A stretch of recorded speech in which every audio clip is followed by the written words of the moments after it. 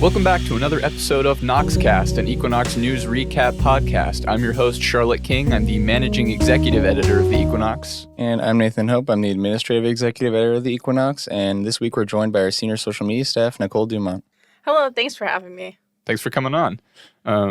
One thing to kind of talk about right out the gate is you might have noticed that Nate said a different title for himself than usual. A little bit of shifting around at the Equinox, just as tends to happen anyway. But you want to talk a little bit about just the fact that you are now doing a different job than before. Yeah, so within the last week, Nicole decided to step down to a senior staff role after being in the Administrative Executive Editor position for, a full year, basically. Now I'm sort of going to take on more of the position's more about sort of like the business and like sort of kind of like an HR side of things, but also still, editing all the content in the paper now and sort of being among like, the final say basically on, are we going to send this off to print and things like that. So it's more of like an involved in like leadership position. But yeah, so with that, the news editor role is now vacant as of now and going into the spring semester. And Nicole, I can have you talk about sort of from your side of things, stepping down and sort of the reasoning for that, if you're willing. Yeah, so I've been, as Nate said, administrative for, I think, like exactly a year.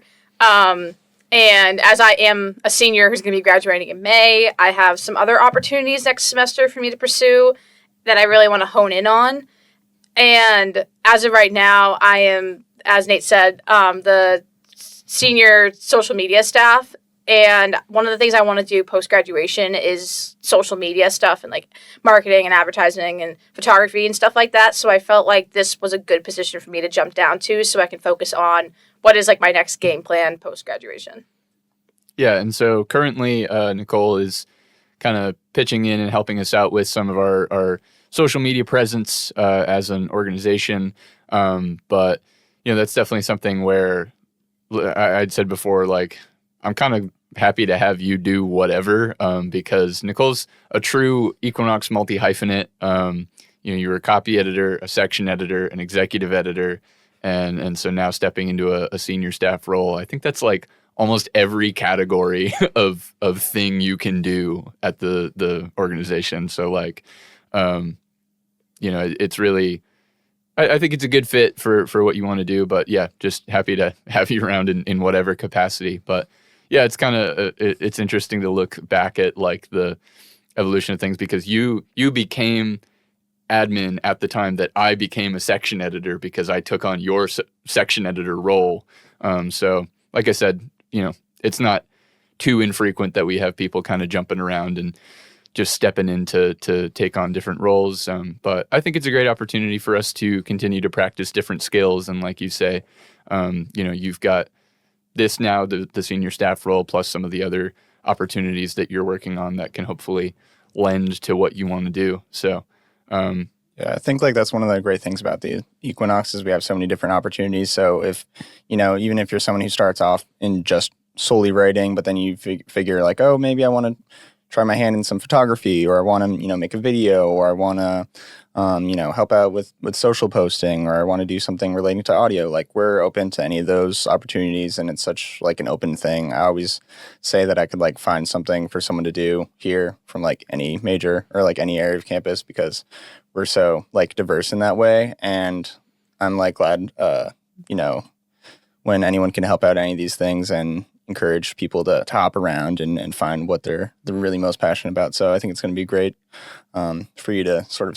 step more into the side of things that you've kind of become more passionate and interested in. So I think it's a great thing. So with that said, that's now kind of our explanation of who we are now as opposed to who we might have been. But for you, focusing more on kind of the social media, but also for you, a lot of photos, and certainly plenty of photos this week. This is our last paper of the semester, and Nicole took a lot of photos. So I was hoping if you want to just talk about some of those. Maybe if you have any like favorites or stuff that was like particularly just fun to go in and grab photos of, take it away. Yeah, so I am particularly proud of that because I loved shooting dance a lot. And I also shot some performances. Like I did the student composers recital, which is just basically students just, again, presenting their work. I also took a photo at a WKNH holiday event. There's a lot to keep track of. I also took photos at, Tuber Christmas, which is another annual holiday event. And yeah, like basically anything having to do with like performing, entertaining, that is more of like my specialty. But I'm always up to like take photos of anything. So Yeah. I mean, so we do have an arts and entertainment editor now, like somebody who is the dedicated A&E editor. Shout out Haley. But so I'm still lending a little bit of a closer eye to that just while we get Haley kind of onboarded and set up with that. But definitely a lot of Nicole's name all over A&E this week with some great photos. And we ended up doing, we'll get to it later, but, doing like a whole spread for the front page. And so, having good materials, as I've said before, good materials to work with for that kind of thing is essential. And so I was glad to see Nicole's name all over the photo assignments. But you did the article for the composer's recital as well, as kind of a little bit of a last minute coverage, but I don't know if you wanted to talk about that as well. yeah, in addition to taking photos for arts and entertainment, I also write. I didn't get to write as much this semester as I wish, but I hope next semester I'll be able to. And covering that, it was just kind of nice to like kind of get back into the swing of things. It's been a hot minute since I've done like a performance article, so it was really nice. I had a good conversation with a student who I knew from a different project I've done in the past, and it was nice to like actually get to meet him, and he explained to me like his pieces and stuff like that. And yeah, it was just nice to see like a lot of my peers of like what they're doing, because I used to be somewhat in the music department, and I used to be like in concert choir, and I'm going back next semester. So it's nice to see a lot of familiar faces and be able to see what they've been up to this semester. Yeah. And I mean, I definitely get what you mean. Like, since I've stepped into an executive role, I've also found myself writing less frequently. But when you do, I know the feeling of like, oh yeah, I used to do this like all the time. And everybody does it every week, but like you almost forget what it's like to be there while the story is happening, while the event is happening. But so you kind of came in clutch in a lot of ways for A&E this week. So thank you. So we're going to do things a little out of order as usual, just to kind of highlight the things that maybe have the most pressing relevance with who we have here. But so our top story from sports this week, which also is it starts on the front page of the paper, and then we jump the rest of it to the sports section. So part of it's in news, but it's a sports story pretty through and through. But we were talking about the fact that the women's rugby team has apparently continued to remain active. They're currently suspended for the entire academic year this year, but there are sources that we have spoken to who have told us about the fact that the team has continued to be active and potentially go and play on other college campuses, which was definitely a big surprise. This is Nate's article, so go ahead and let you kind of talk us through it. Yeah. This has been like kind of, the third part in some ways of like our sort of big hitters in terms of the conduct stories that we've done. And it's been sort of in the works for a little bit in terms of gathering materials. And obviously the first place that you go when you're doing things like this is, if there's a campus safety report, in this case there was, and then the campus safety report goes to community standards, and then they figure out what to do with it, what this organization could be found responsible for. They go through that whole process, and there's documents relating to that as well. So obviously good to be able to talk to campus safety and community standards about their side of things in this process, and get those documents to get an idea of what exactly happened here. But aside from that, obviously doing the due diligence of reaching out to several different people on the team and hearing back from some people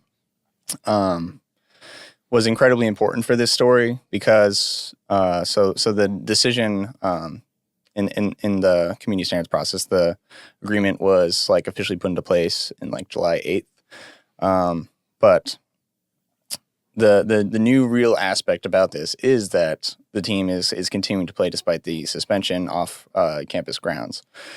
The reason that that we know this is because of those sources, being willing to respond and come forward and talk, which is incredibly important to the story. And it's something that, unfortunately, but, you can see why some people wouldn't want to come forward in these cases, because some of these things are, the worst things that have happened to them during their college career here. So it takes a lot of like courage and bravery, I think, to be willing to do that. But it's incredibly key to finding out this information, which the school, I don't believe, was privy to. So, having these like sit down interviews with the former team members and just like feeling like I was extremely glad that they felt comfortable to share their stories. And, I think that's something as like a student media organization that you really feel like, being a student yourself, it's like a peer-to-peer thing in some ways, where I'm not sure if they would have felt as comfortable, going to like a national media outlet, something like this, or even like a local one like the Sentinel. I think that's uniquely something about us as a student media organization as to where it feels more, connected and personal in that way. But yeah, it was, it was really hard. It's always hard to do in-depth and investigative pieces. You have to get everything right. All the I's have to be dotted, T's crossed in terms of the info being accurate, and all of the sources, relevant and like leadership reached out to. So make sure that everybody, knows what's going on. And if they, have a comment to say, that they have the opportunity to give their side of things, whatever that may be. So, I was incredibly proud with how it came out, and, with these, and sort of finally seeing it come to fruition was really sort of a big thing for me, I feel like. And, my hope is just that people will kind of see it, and people at the school and officials and students can, make of it what they can by reading. And if they have, anything else to say, I will also say that willing to update the article online if there is anything else that needs to be said and someone wants to come forward, willing to do that. But as is, with the article coming out in the paper, I am happy with how it turned out. And it was really difficult, but really worth it. And yeah, I think that covers a lot of what I would want to say about it. Yeah, I mean, definitely. I think the aspect you mentioned of like really having to make sure that every little piece of a story like this is just as it needs to be, and is 100% like accurate and complete in the reporting, and it is like, by the time that we were like editing sort of the final like write-up of this, Nicole, it wasn't officially your job anymore to review all the copy, but we said, hey, if you can, like, hop on the document right now, because the more eyes, the better to look at this and make sure that nothing's out of order. And also, I also want to reiterate the fact that, yeah, when it comes to getting it right, definitely the web version of this article, like, because we're able to go in and update that with any new info, definitely the willingness is complete to go in and add anything else that somebody feels is important to include in this story. Nicole, did you have anything to add about this? Yeah, it's with articles like this, it's definitely a long process, and there's usually a lot of documents to go over, as Nate said. And yeah, it's stories like this where we really try to kind of get their side of the story, and we want to portray the situation in the most accurate way that we can. And it's tough like this when it's like students against other students and like peers, and yeah, it's just tough to have to like really make sure that we're accurately stating everything in the articles. Yeah. And in addition to having to look over the article, so we also did our editorial on this topic. So we'll kind of loop that in, the fact that, editorial, as always, top story for opinions,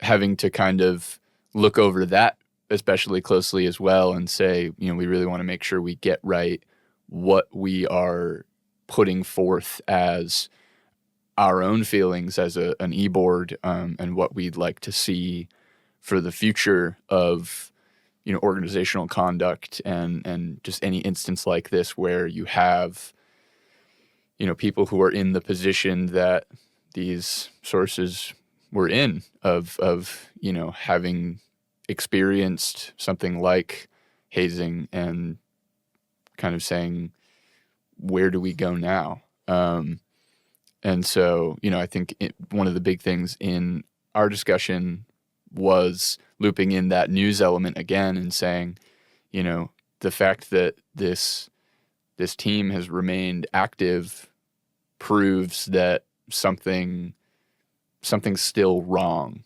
something's still amiss, because there's no, and I mean, this can be a difficult thing to prove, but there's no proof that the behavior that led to these violations has stopped. And so, we don't know right now what the conduct on the team is looking like, but we don't have any sufficient reason to believe that like anything has really changed. And more importantly, the people that we spoke to, they don't have any reason to believe that things have changed. And so I think looking ahead, we really wanted to hit on the idea of, instead of, these broad club-wide suspensions, maybe it's time for administration to start looking into individualized, like, okay, we can identify that this student had such and such role in what was going on.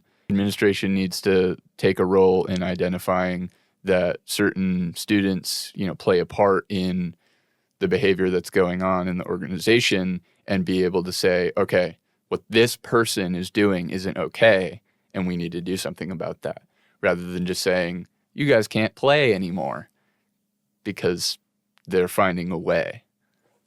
It's tricky, with finding individuals, directly accountable in this sort of thing, because often it is, they will opt for the organizational, because a lot of the times this is, a cycle that's gone on for years, and everybody's can be seen as like responsible in some way, or at least of being like a bystander at the very least. But then at the same time, I think about what the sources told me about, specific names were mentioned in terms of leadership, of they made me do this incident, they did this, there's specific people that I think were, in this case, that were talked about, that kind of were the real leaders in terms of perpetrating it and making sure that these things kept happening.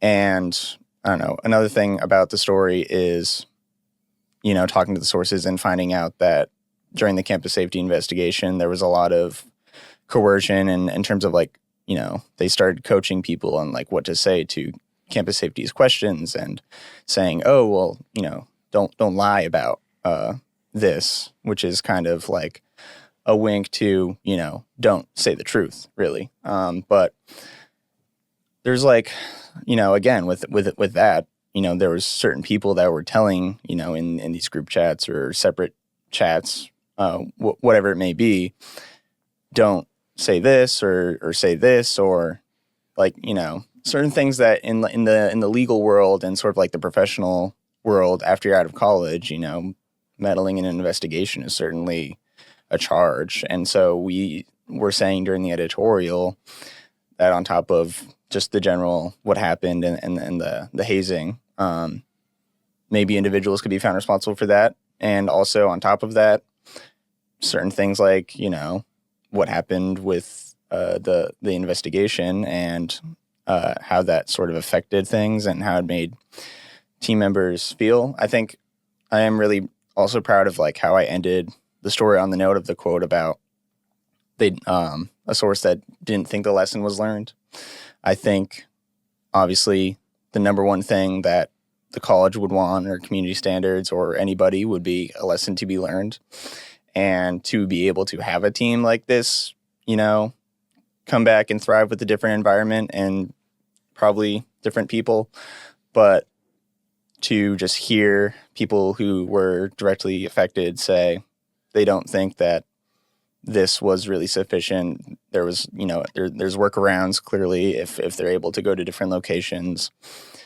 And, the continuous nature of not really feeling remorse in some ways. I think, even when they were referring to what happened with, rookie week, one of the sources said they got rid of rookie week, but I don't even know if that's the case. So, they could be doing similar things at another location. Like nobody knows at this point of what's going on. So I think we wanted it to be more far-reaching and maybe also have, Keene State some communication with New England College, who was stated as, possibly being one of these locations as to where they would go and play or practice, and making sure that there's sort of like a crackdown on things like this, because the punishment doesn't really seem sufficient if a lesson isn't being learned by those who did, the hazing.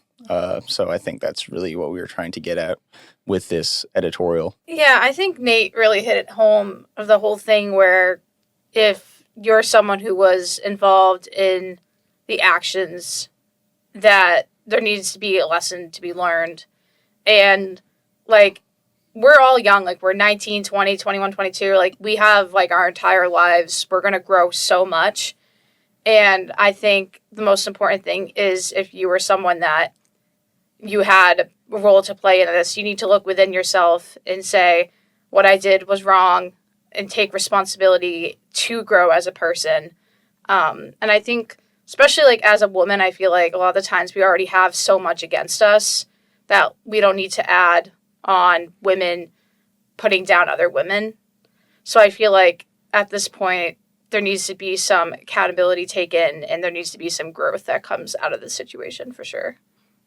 Right. All right. With that, I think we can go ahead and move into the rest of our top stories from this week. So we'll loop back around and talk about the news top story, which is concerning the kind of continuation of the development and now finishing of the renovations that have been going on in the lobby of Carl Hall, which is obviously a big place for first-year students to be living. And so definitely kind of a big deal in terms of, students first coming in and getting their impression of the college, the fact that like they'll be kind of entering the space now and seeing this new renovated space that I think is a much more kind of modern take than the, because I mean, Carl, in terms of architecture and style and everything, it definitely is, it's been around for a little bit. Yeah, I think Chloe did a really good job with this article, one of my staffers, and she was able to get, a source from facilities about it and community living, and then also a student. But also I wanted to shout out senior reporter Ryan Pacheco, who did grab, a few other students in addition who are Carl residents, and sort of talking about how they feel about it, because being the student voice of Keene State, getting the student opinion is a really key part of the story. And I think a lot of people are happy that, one, it's finally over. It's been worked on for quite some time, understandably so. But two, people do seem to think that it's better than it was before. Certainly, it kind of reminds me of like, I don't know, like a hotel lobby in some ways, like a pretty nice one. And I also did want to note that, on social media, it was a really popular post. Like Instagram got like 130 likes as of right now, and it's still growing. And I think a lot of people just wanted to see, when this thing is done, what the end goal was and what it's looking like. And, Emma did a great job sort of depicting that through photos as well. And then on Facebook, we have a lot of like Keene State alumni who are our audience over there, and they kind of liked seeing to, being previously at the college and thinking back to when they possibly were resident at Carl, and then now seeing these photos and the story of what's changed. It's always sort of like an interesting thing. But yeah, I'm glad we were able to get that coverage, and I think a lot of people were interested in sort of finally seeing the whole thing come to fruition. Yeah, I lived in Carl my first year here, and I feel like, especially like when you're a high school student, being like, where do I go to college? Like seeing photos like the ones that Emma took of the new Carl lobby is something that would grab my eye as a graduating senior in high school. And I just think it's an exciting opportunity for the first years this year and in the future, just to have a place that they're going to call home just look so much like big and new. And I think it's just a really exciting opportunity for everyone. Right. And for our top story in region and state this week, a little bit of a different one. I was kind of confused when I saw it at first, honestly, but I thought it was a fitting sort of seasonal, a little bit less timely story. But so a story from the Concord Monitor talking about how the Satanic Temple had put up a statue of Baphomet in the State House, or in Concord, and it was then vandalized, and then I think vandalized again, and then removed. So definitely some controversy going on around that, as is sort of the nature of anything like that, I guess. But it becomes kind of an interesting free speech topic where there was some discourse between the different state politicians that were interviewed, as well as I believe the mayor of Concord, about whether or not this legitimately falls under religious freedom of the freedom to display one's religion, and whether or not this specific group counts as a religion or a political group or whatever, which I think in a lot of cases can be really splitting hairs. But yeah, I don't know, an interesting conversation and an interesting example of a case in which, the display was put up and the argument is made of we should be allowed to do this. And then evidently some people don't agree. Yeah, in some ways, I think the story is kind of like a uniquely New Hampshire story, and like our politics and sort of environment is so strange sometimes. But I do think, maybe it probably was one of the motivations of this group, putting up the statue to sort of bring about the debate of, what is, considered the extent of freedom of religion and things like that, because of, some things that can be seen in other states maybe, and about, the separation of church and state and sort of bringing in, maybe overtly like Christian things. And then sort of the way that they're looking at it is that, we're bringing in things from, our religion that people in other religions might find uncomfortable, given that, Christianity is still like the predominant religion, religious affiliation in the United States, and sort of like testing the waters, testing like the limits of what some of these legislators and politicians might feel. So I don't know. I think it's just a really interesting debate to be had there, and it is just kind of crazy, the whole saga about the vandalism as well. Yeah, I definitely agree. I didn't know what it was, and then I saw it on the spreadsheet, and I went, what is this? I think it's definitely a very unique case for sure. Yeah. But like I said, I thought it would be fun for the last paper of the semester to put something in that's, not so directly related to like Keene or Keene State, but just something kind of bizarre that I thought people might be interested in. And again, kind of seasonal because, obviously I think it was specifically meant to go up around this time of year. But because we have some other great stories in region and state this week, but yeah, just something odd. And then, so as far as our student life top story goes this week, we've got a story exploring whether or not students at Keene State tend to prefer final projects or more of a traditional kind of final exam, and why, or how often they get one or the other, and some real variability with this one, I think, because it really depends on the person so much, like what you're sort of attuned to, or maybe just used to as a student. And I definitely think it's the kind of thing that can vary a lot across majors as well. I know for us, we're all journalism majors, and for us, like, we don't really have final exams. It's all very like hands-on and practical, like, okay, go do some reporting. And so in that sense, it's all very project-based. The only thing that you ever really have to like then put together is the portfolio, maybe, of like, hey, here's all the stuff that I did in this class. But yeah, another one of our stories where it's just interesting to see what some people in the student body, some of our peers are thinking about. Yeah, I think it's like a debate and discussion that's like as old as time in terms of which one maybe would be better for retaining information or from the student point of view. I think like it kind of comes down to like what area of study you're in. Some things are kind of just generally more lended towards the test format, and a lot of things are more lended towards the project format. I personally prefer like projects and not tests. I feel like the information doesn't really stick as much if I'm not like practically applying it. So I'm kind of grateful that our department does things in those ways. And also this article that kind of reminds me of a similar one that I did. These types of articles are always good to do around this week because, it's finals week. But, I got like a faculty and staff perspective on it, and it's interesting to now see more of the student side of things. Yeah, I think it's still, up for debate, and it kind of just varies by the person. But yeah, so I think it was a good article, interesting article, and certainly timely.